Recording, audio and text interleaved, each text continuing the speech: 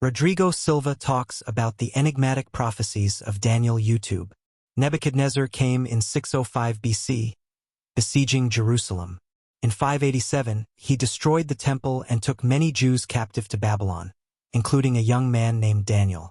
The Bible reports that the king had a dream that confused him, and Daniel was called to interpret it. Daniel explained to the king that God had given him the dream to reveal the future of humanity. The dream involved a statue made of various materials: gold, silver, bronze, iron, and clay.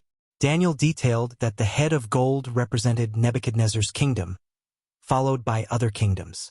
In chapter 7, it is mentioned that the next kingdom would be that of the Medes and Persians. After them, the kingdom of Greece would come. Daniel does not specify all the kingdoms by name but describes their characteristics. The kingdoms mentioned in chapter 2 are revisited with more details in chapters 7 and 8, where they appear in the form of monstrous animals. The kingdom of the Medes and Persians, which destroyed Babylon, was symbolized by two forces, representing the union of Darius and Cyrus. When talking about Greece, it mentions a king who would dominate the world and self-destruct, leaving his kingdom divided among four generals: Cassander, Seleucus, Lysimachus, and Ptolemy. This occurred as Daniel had predicted, with Alexander the Great conquering vast territories before dying young at 33. After Alexander, his empire was divided among his generals. Daniel prophesied a kingdom that would rule with an iron hand, referring to the Roman Empire. This empire would be strong but also divided like iron mixed with clay.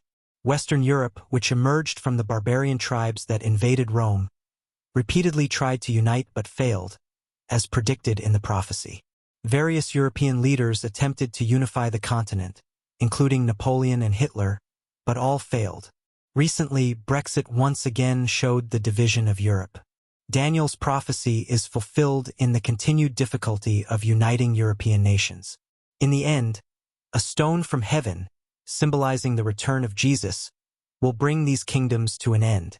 Rodrigo mentions archaeological finds that confirm the existence of Nebuchadnezzar, such as bricks with cuneiform inscriptions. He himself translated a brick found by a Brazilian in Iraq that mentioned Nebuchadnezzar and his father, Nabopolassar. This discovery confirms biblical accounts of the king and Babylon. Archaeologists discovered tablets mentioning Belshazzar, son of Nabonidus, corroborating the biblical narrative that he was in power when Babylon was conquered by the Medes. Daniel interpreted the writing on the wall that announced the fall of Babylon. Alexander the Great set fire to a temple in Babylon in 300 BC, which explains the dating of a brick that Rodrigo studied. The brick was dated using thermoluminescence, revealing that it was last fired in the time of Alexander. The inscription on the brick was a dedication from Nebuchadnezzar, indicating his role as the provider for the temples of Esagila and Etemenanke. Daniel, when reading these inscriptions, would have felt humiliated seeing the treasures of Jerusalem displayed as war spoils in Babylon. These inscriptions, rediscovered centuries later, are a testament to the historical accuracy of biblical accounts and the enduring impact of Daniel's prophecies. Please let me know if you need any further assistance.